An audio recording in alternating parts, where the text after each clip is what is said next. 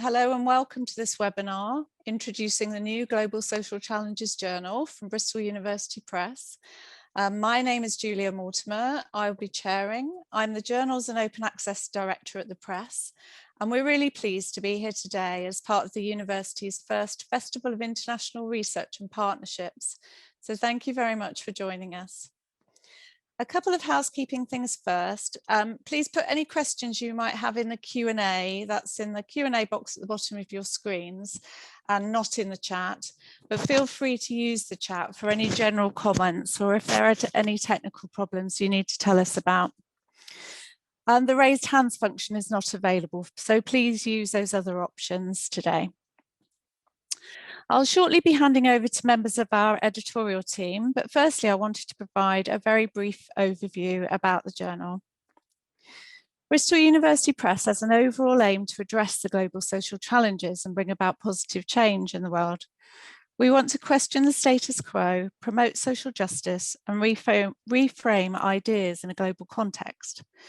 We have long promoted interdisciplinary ways of working and felt that publishing spaces, particularly on the journal side, haven't allowed for that work to be presented in the way that it needs to be. So this journal is a new interdisciplinary, non-profit open access journal with a mission to question, explore and navigate those complex global challenges that face us all. It will be the first such journal to be based in social sciences whilst engaging with research from humanities, arts and STEM. And as I'm sure you'll all agree, this has never been more important. Our newest associate editor, Professor Marcel Verstein from the Brazilian Climate Change Research Network, just agreed to join the team today. And although he's extremely busy, as all our editorial team are, he said this journal is more than just welcome. It's an urgent demand. And I think that echoes the way we all feel about this project. We've just launched the first call for submissions and are aiming to publish our first content in 2022 on a new platform currently being developed.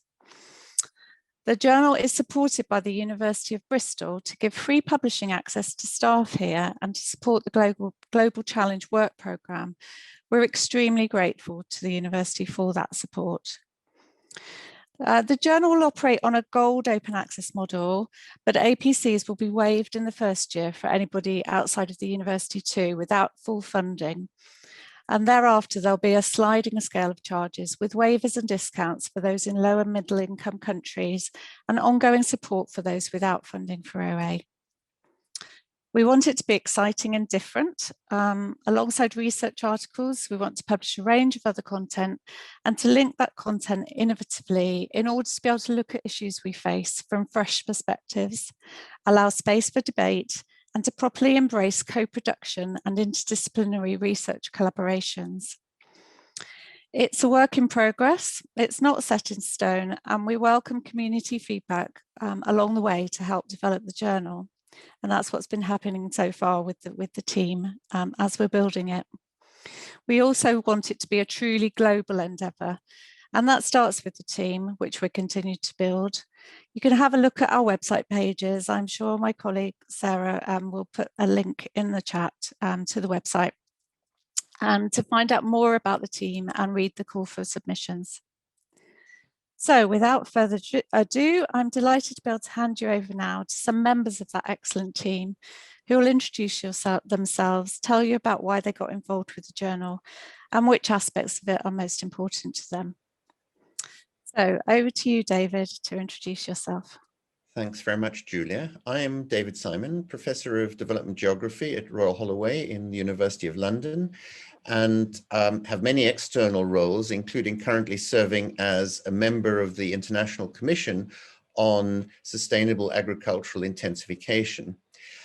That said, most of my work is urban and regional, but always has been interdisciplinary, and for a considerable part of my career also transdisciplinary, by which I, and indeed the instructions and the terms of reference of the journal, mean working across between academia and other stakeholder groups. So it's a slightly different definition from many North American applications where it is effectively a synonym for interdisciplinarity within universities. So we're very much multi-stakeholder across different communities of practice, if you like. And as such, I've often found, rather as Julia said in her introductory comments, that journals, even where their rubric claimed to be interdisciplinary, open to innovation, when you submit something that doesn't fit neatly into a disciplinary or a particular geographical, regional, or other clearly defined pigeonhole, they're a little uncomfortable, or they say it doesn't fit the remit, even if your understanding of the wording of their scope and aims and objectives would make it very appropriate. So in that sense, launching a journal that has the explicit aims and objectives that Julia outlined made this a natural for me, and I'm delighted to be involved from the beginning. And we're also working very much using co-production, not just as something that we aspire to in terms of interest in publication, but our working practices right from kickoff have actually exemplified that, where even the call for papers and other key documents, which are now gradually appearing on the website and being circulated, have been produced within those members of the team already on board through a truly co-productive process. And that, in a sense, is a shorthand for my key take-home message, that we actually intend to practice what we're preaching in terms of the aims, objectives, the ways of working, ensuring that people who are not funded or live in disparate parts of the world where access to the author publishing charges and so on are problematic, are not left out, are not marginalized, are not excluded. And now I'm going to hand over to Julia Paulson from Bristol University. Thank you, David, and thanks for the great introduction to the journal as well, Julia. We're well represented in the Julia and Julie department today and in the team. So thanks for bearing with that as well. Like David says, I'm based at the University of Bristol. I'm an associate professor here in education, peace and conflict, and work with lots of enthusiasm and gratitude on projects that are international and collaborative in nature around violence, peace, and education. And this is one of the things that drew me to the journal when we work on these collaborations and think about forums for sharing the knowledge that's generated. And I'm really excited about some of the ways that I think this journal might be able to share knowledge in different ways from those that we often see within academic publishing and journals. And the first thing that's really exciting about that is the commitment to open access and the not-for-profit model of the journal that both David and Julia have highlighted. So that was something that I was really excited to learn about and really enthusiastic to be part of when I first heard about this journal.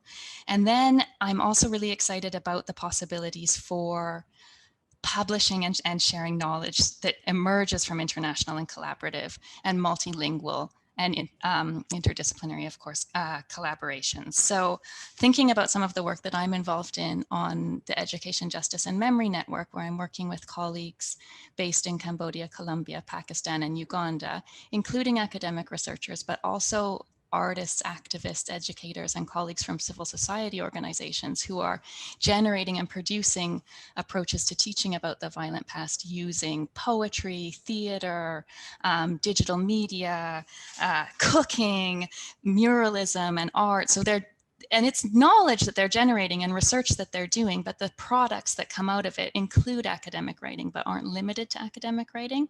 So I'm really excited for our journal to consider ways to present these pieces of knowledge that are being generated collaboratively and that are having a lot of impact in terms of generating opportunities for dialogue and reflection on the past and its resonances in the present. So I'm excited about publishing in alternative formats alongside academic writing, or sometimes possibly instead of academic writing.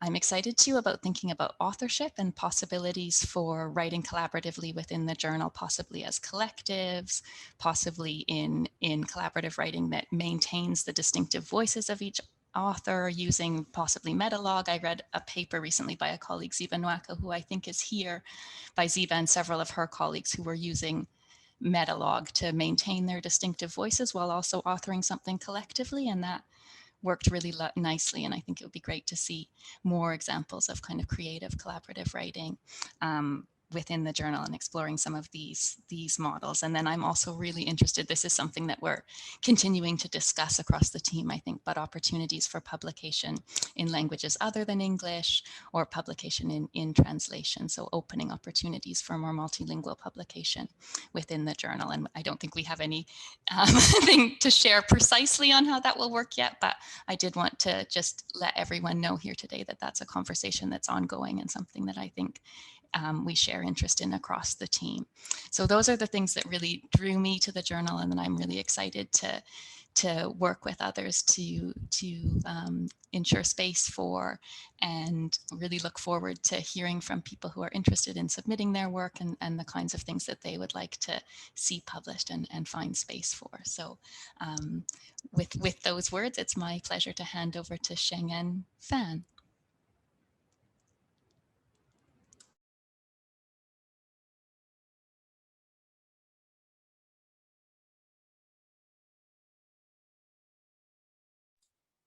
Oh, I think we might have just lost Ningguang's connection at that point. Shall we come back to Ningguang? If we can move to the next person, and then we'll come back when we've got him back with us. So I think, would that be me?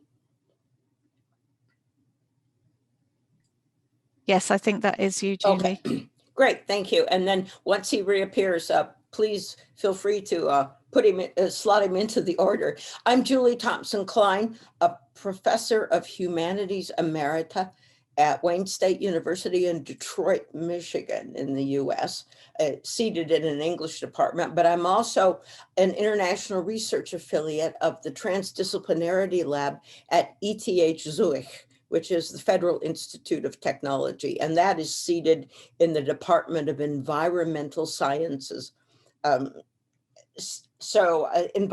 Environmental system science, I should say. Now, I thought it might be interesting too to add the fact that I'm on the governing board of a new group that I'm very eager to acquaint with this journal's founding. It's the Global Alliance for Interdisciplinarity and Transdisciplinarity. It has the imprimatur of the Swiss Academy of Arts and Sciences, but is trying to get groups that work on inter and transdisciplinarity across the globe cooperating together. We were asked to think about two questions: personal motivation and any how we situate any additional ideas we have. My personal motivation it's a variant on David's admonition to practice what we preach. I am really excited about the possibility of getting past the buzzword interdisciplinarity. And that's based on not only a near career-long writing myself about inter and transdisciplinarity, but work as an editor and as a reviewer, because that has made me keenly aware in books, chapters, journal articles, and even special issues of journals, keenly aware of the fact that we need greater rigor and precision in thinking about inter and transdisciplinarity, hence getting past the buzzword. So I want to have us be a leader, have this journal be a leader in not only skillful oversight of inter and transdisciplinary opportunities across the globe, but also some precision in definitions and precision in criteria of reviewing. There's also a problem at the review level when manuscripts are sent out to reviewers in a number of different disciplines, and that's not inter or transdisciplinary. It's a multidisciplinary encyclopedic take on work. That's valuable, but we're trying to go further. So that's an incredible opportunity. And again, positioning the press to be a leader in this kind of precision is quite an opportunity, a very exciting one. Number two, I've talked about inter and transdisciplinarity. Those are our key words that we share. But also, David was urging us to think about the global in the name of our journal too. And on that in that respect, I'm very much finding this to be a timely opportunity to help advance transdisciplinarity, not just interdisciplinarity. And I'm referring here to the ascendancy of transdisciplinarity today, particularly for solving societal problems. This is occurring across the globe. Transdisciplinarity was initially defined in the tradition of the quest for unity of knowledge. And it's become associated after that with synthetic paradigms such as general systems theory, feminist theory, sustainability, etc., cultural critique also. But in the late 1980s and early 1990s, in German-speaking countries of Europe, a new connotation arose that focused on solving societal problems with stakeholders and actually making stakeholders part of the research.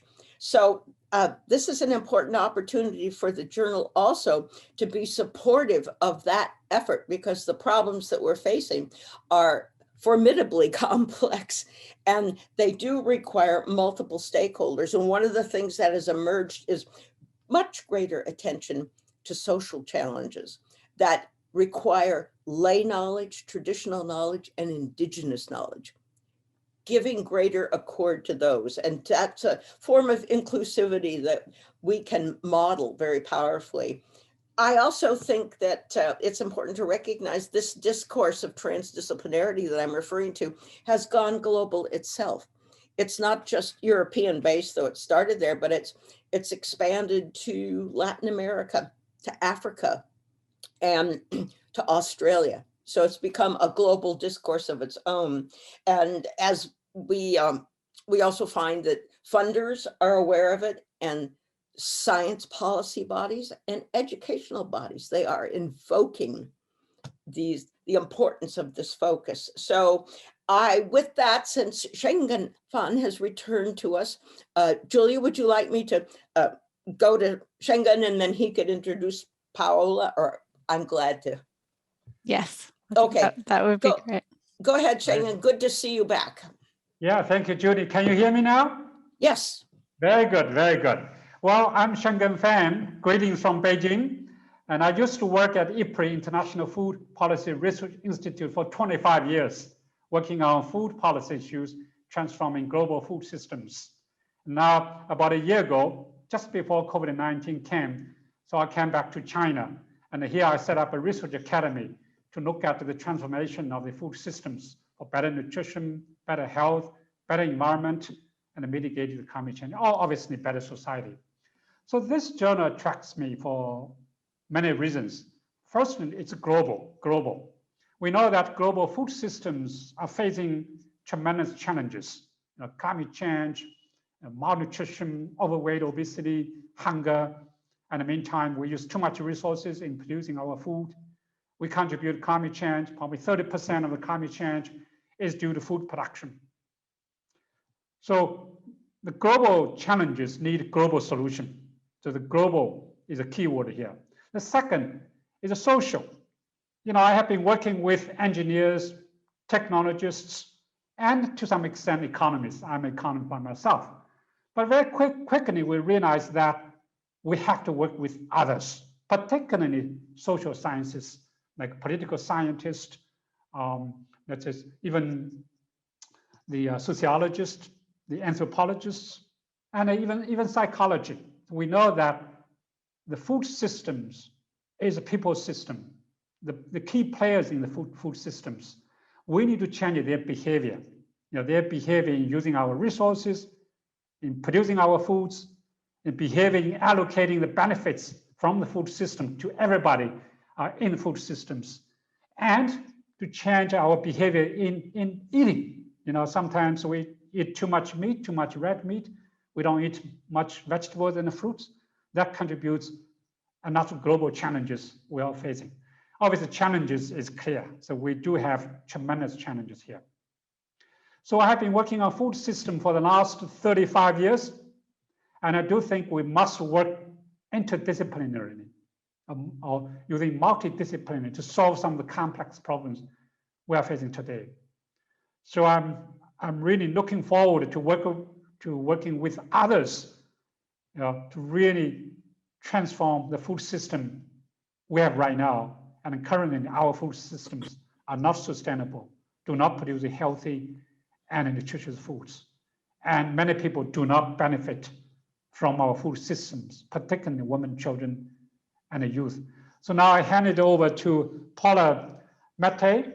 Paula? Thank you, Shangen. Thank you, everyone. Hello, I am Paolo Mate. I'm an associate professor of public policy and political science at the University of Milan in Italy. I am really thrilled to be here today and to join this journal as an associate editor.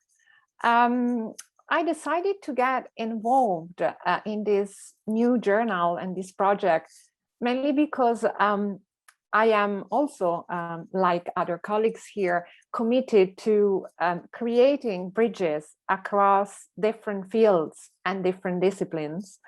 I think this journal will be a fantastic platform for researchers, policymakers, students, practitioners who engage with wicked problems, as we call them in public policy.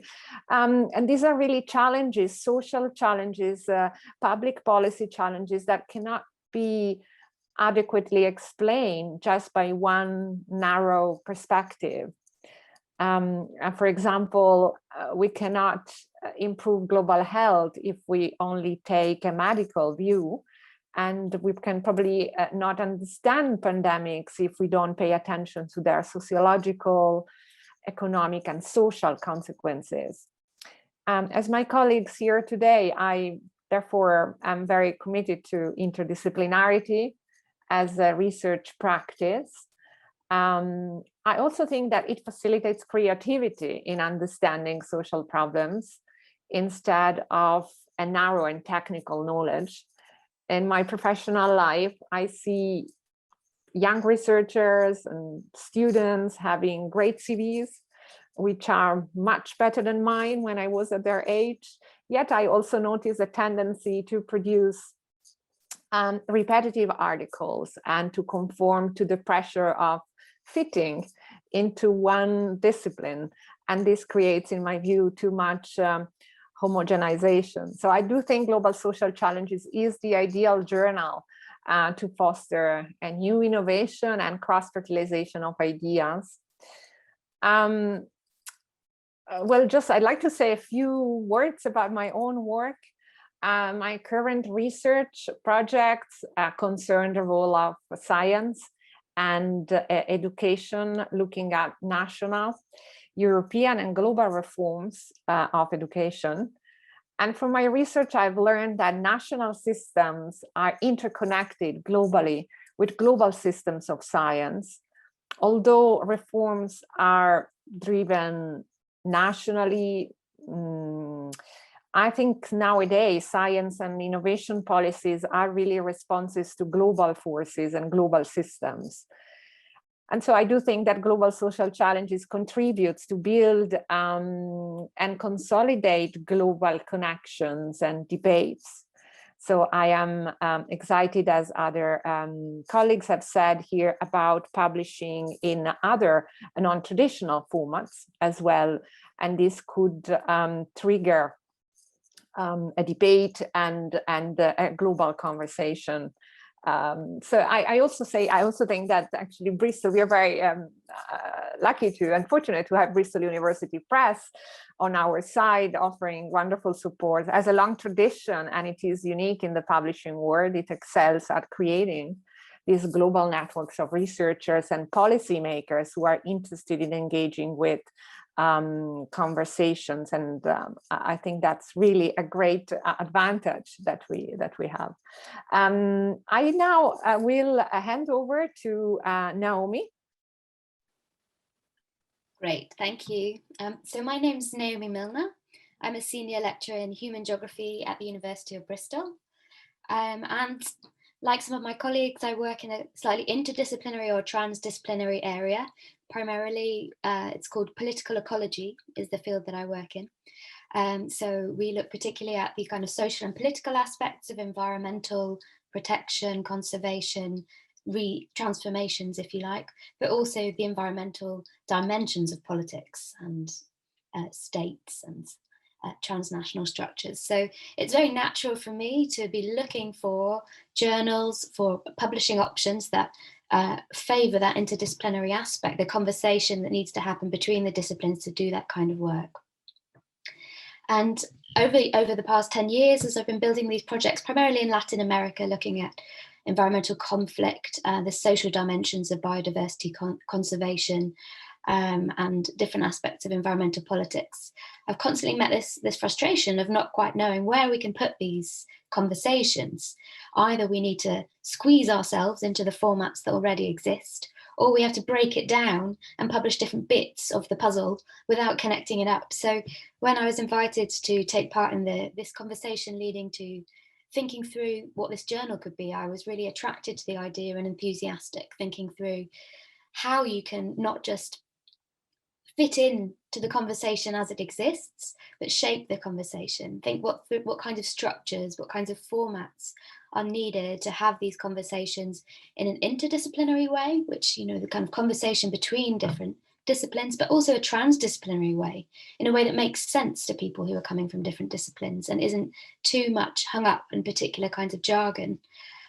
So since the beginning of these conversations, I've been thinking of the different challenges that we might need to address to be able to publish in this way or create a home for that kind of work. My colleagues have already laid out a lot of the key points that are important to me, but I thought in concluding this part of the discussion, I would just name 3 challenges that I see that I'm hoping that we can rise to. The first is the need to meet challenges in a joined up and holistic way. So some of the name of the journal talks about global challenges, and some of the other speakers have named what some of those are. But lots of them, although all of them touch on social human dimensions, whether that concerns the impact of poverty or injustice, or whether it's to do with the way that we solve them by collaborating, working through states, governments, activism, social movements, and so on, they all concern the social, but they also touch on lots of other disciplines and dimensions, whether it's the technical aspect of the how, whether it's economics, whether it's ecology and understanding what the issues really are. We need to have conversations in a way that's holistic and joined up, and stop talking about only talking about these issues in the terms of one discipline. So one of the challenges I'm hoping we can start to address is having conversations in a joined up way. And one of the ways I'm hoping that will be possible is allowing people to publish together, potentially either joint authored papers that span disciplines or several papers that connect across different disciplinary frameworks, which is something I'm really hoping to do with some of my projects. The second challenge is to publish work without siloing it again. So that's a linked challenge. The first one is about holistic solutions, but the second one is about the history of disciplines and the way that we've come to focus on framing problems. And some of the time, what I've found, for example, in the work that I'm doing in Colombia around forests and forest histories, we're looking at archival work on the histories of the way people have inhabited forest, and ethnographic work of how people live in relation to the forest. And we're working with paleoecologists who are looking at data across thousands of years about how the forest has changed. When we try and join that up and think about how it goes together, it requires a different kind of format, if you like. It requires speaking across boundaries, creating methodologies that fill gaps in different kinds of ways. And when we look to publish that work, we're often having to frame it in one of the disciplines or the other, and then just sort of explain in the missing ones. So I'm really hoping we can find ways to allow those conversations to happen, to create language that allows disciplines to speak to each other. And then the third challenge is really embodying what we've come to call impact, though often what's called impact is happening in quite a lip service kind of way. But to embody impact beyond just ticking boxes. So thinking about ways of publishing policy-oriented publications, practice-orientated articles, arts and creative interventions that perhaps embody the research or carry the data further than it might ordinarily do in an academic article. So it seems to me at the moment, in some of the areas where I work, we're ending up publishing in science-based journals and talking about, the results, and mainly other scientists are reading them. Or you publish a policy briefing or something, and it's seen as a non-academic intervention, and it happens if it's effective, it still happens in a way that's quite removed from the process of the research. So what I'm hoping with some of these different formats is that we can start thinking of that process as in a more integrated way. Again, breaking down the boundaries between who's an expert and who has the expertise, and starting to think about how do you share expertise in a way that leads to meaningful change. So I'll stop there for now and pass back, I think, to Julia Mortimer. Lovely, thanks Naomi, and thanks to all of our editorial team speakers. I think that you've provided fantastic overview of why you're interested in, and obviously you've all got overlaps in terms of what your hopes and are for the journal going forward, and why it's needed. And I think, just listening to you all, you can see that there really is a need out there for something different that enables publishing to really bring work together that is siloed at the moment, and that's a clear message that's coming through. Thanks to everybody in the audience for questions. There's a couple that I think I'll just respond to initially, and then see if the panel want to come back to that. Joseph asks about any costs involved in the submissions. You may have missed it in the introduction, but I was saying that what we're hoping to do is to basically have waivers and discounts in place after the first year to really make it possible for people to be able to publish in the journal if they don't have funding available. In the first year, there'll be waivers in place for everybody who doesn't have funding that comes with their research grants. So it's your opportunity to come publish with the journal with no fees for you, as I say, unless that's all comes as part of your research funding. So I hope that helps. I don't know if anybody, oh, actually, there was another question about where the money goes. And I know that David's answered that, but I wondered if, David, if you and others might want to talk to that as well. Sure. Yes, I've typed an answer to that particular question about the non-profit nature of the publishing venture as a whole, and that was actually one of the things that also attracted me, and I think many of my co-editors-in-chief and associate editors to join up. But what I did just want to add, because it's possible that some people in the webinar don't necessarily know what open access publishing entails, and what the term article publishing or processing charges means. That in turn was a reason that I was attracted to this. I think I said at the beginning, because I had a major role until about 15 months ago as director of Mr. Urban Futures, an international research center on urban sustainability.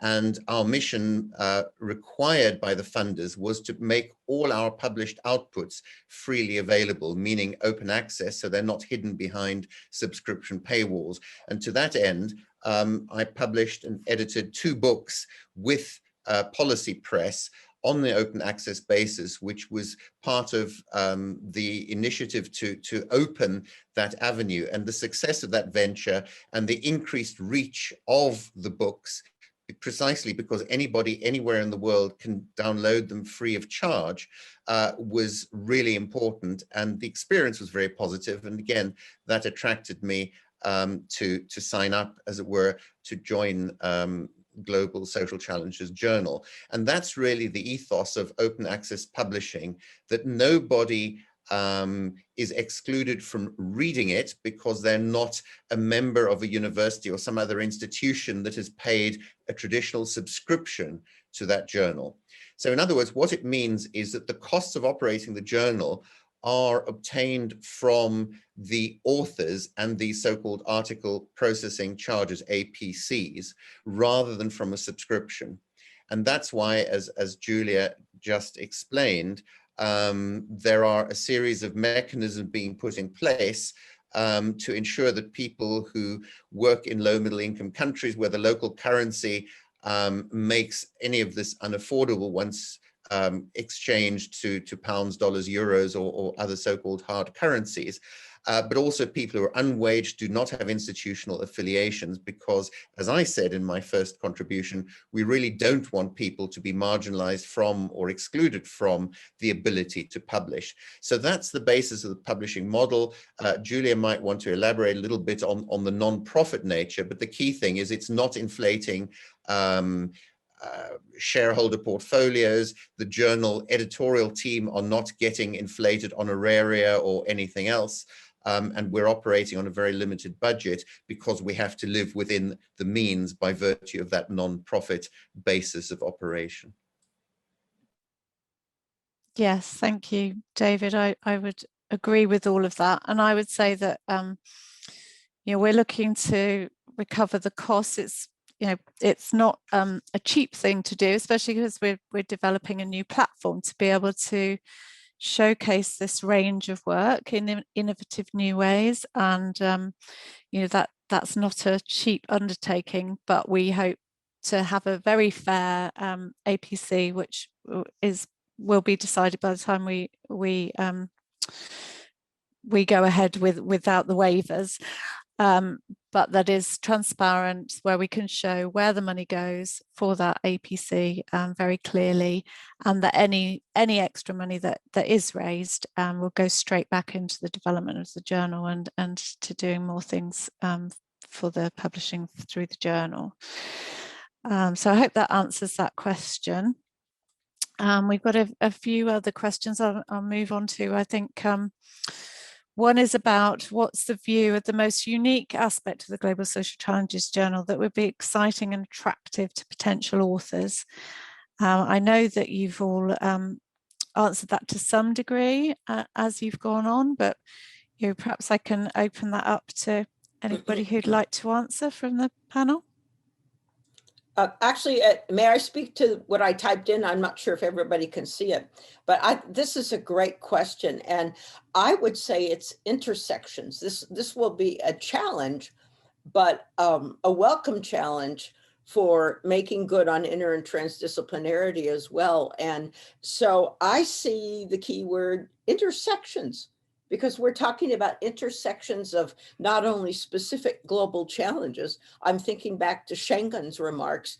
That is, if you talk about food security, you also have to be thinking about the problem of climate change and other governance questions. So these wicked problems are not isolated.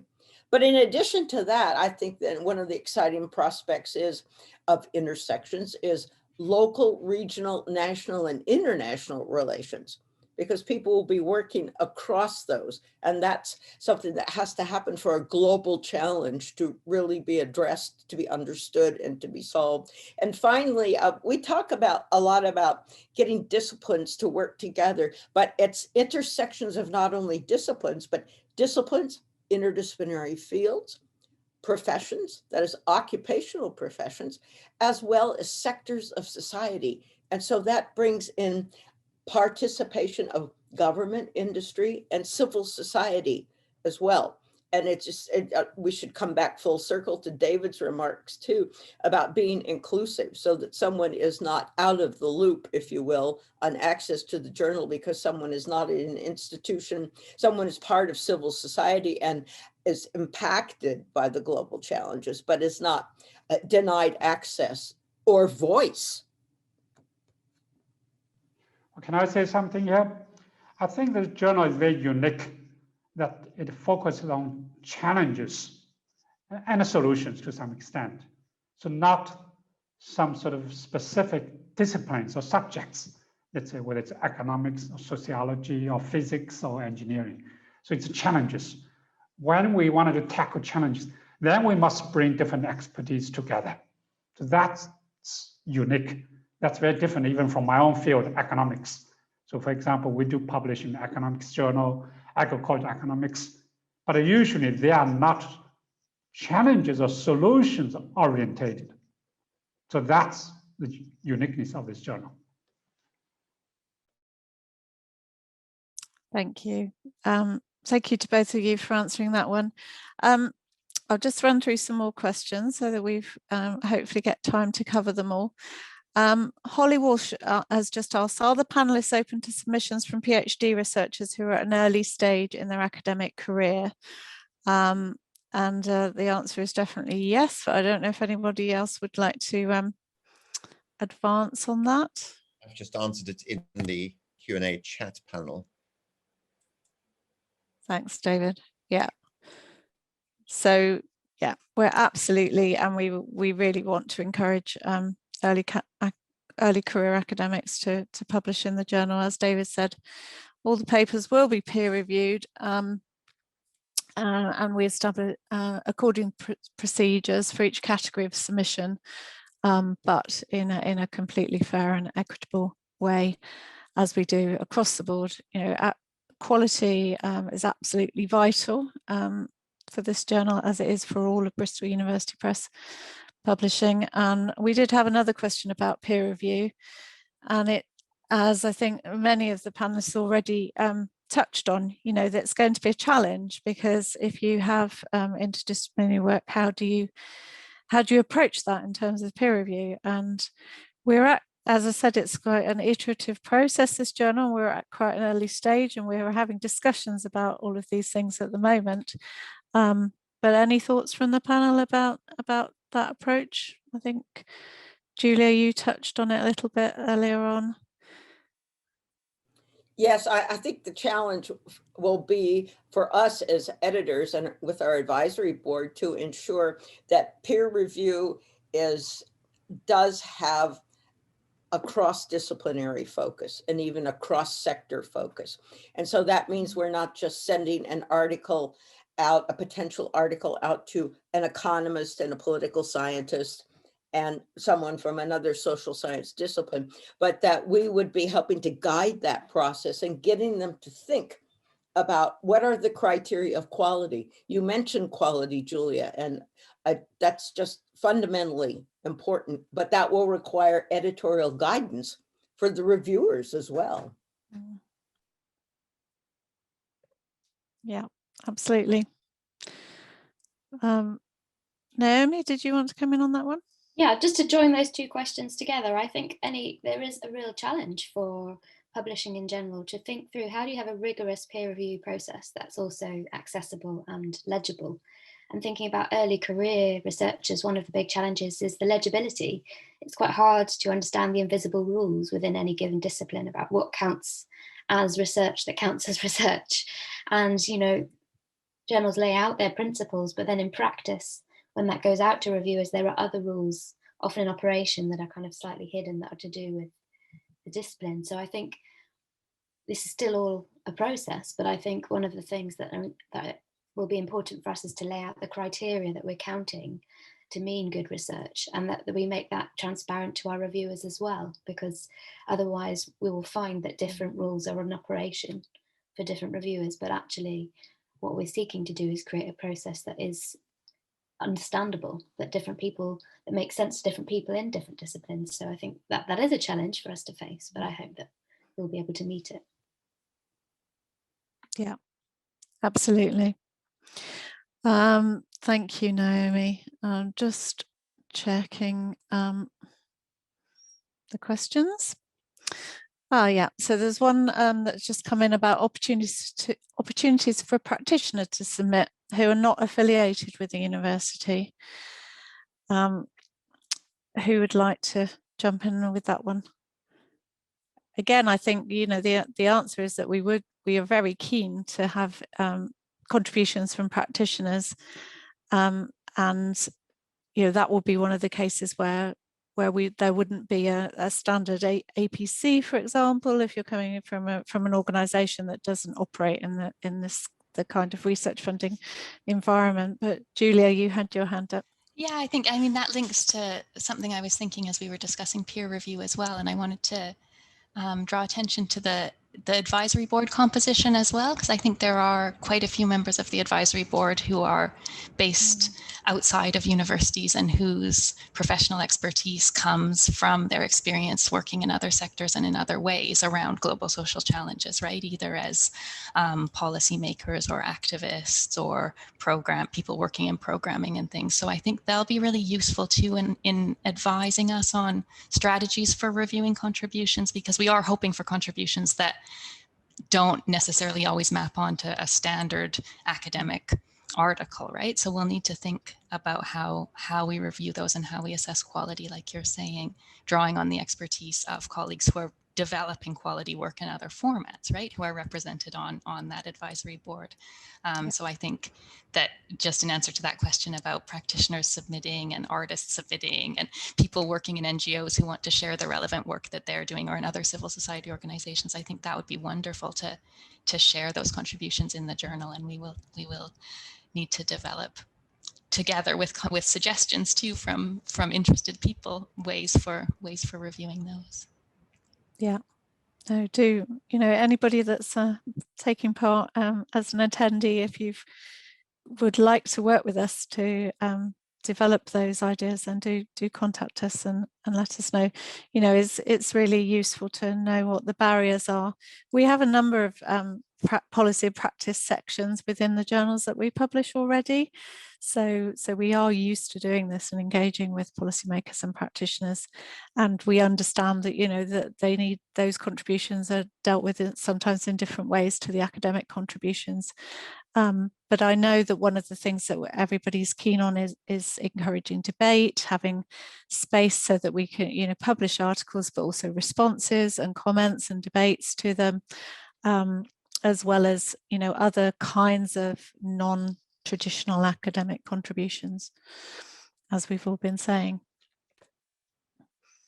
Thank you. So have I'm just checking if I've gone through the questions. So there was one about the hopes for the impact for the journal in the future. Thinking about the practical, evolution of what happens to the works published, but what are your hopes for what actually might happen as a result in the future? Does anybody like to take that one?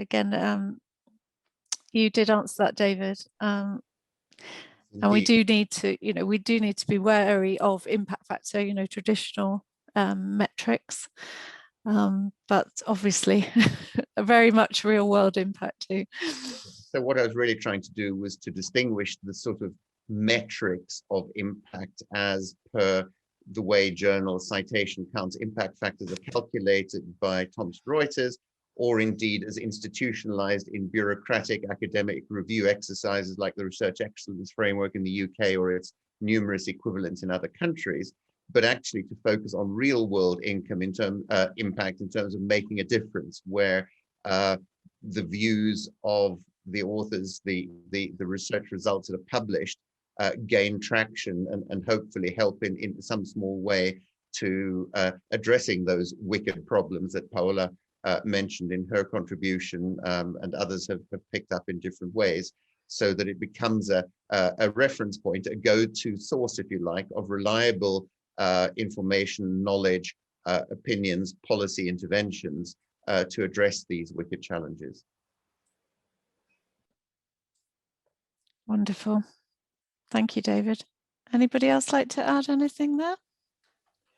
I would just reiterate what I was alluding to in my motivation for being here and my hopes for the journal.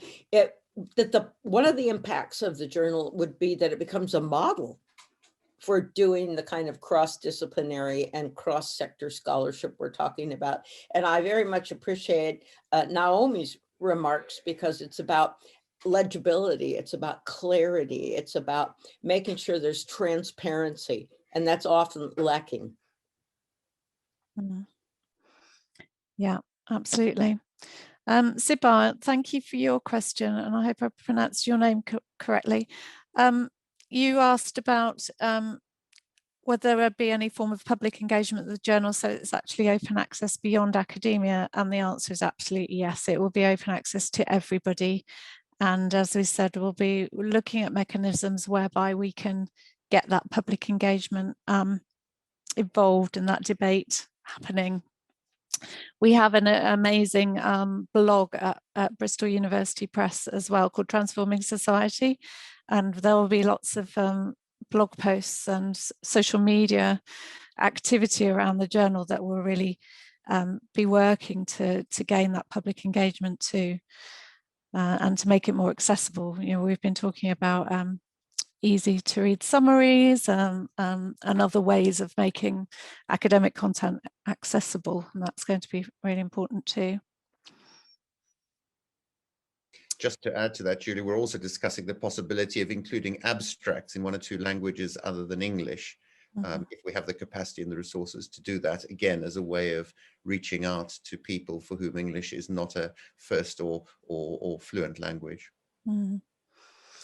Yes, I mean, one of the advantages of publishing it as a digital product on our new platform is that we're not restricted by the traditional boundaries of a print-based journal. So there's going to be lots of possibilities of doing things in different ways.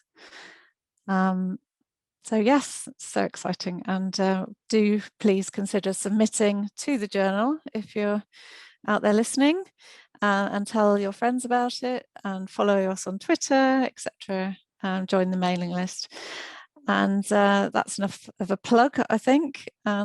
I think we're coming to the end. I know that people will need to leave for 2 o'clock meetings, so I'm going to wrap up there now.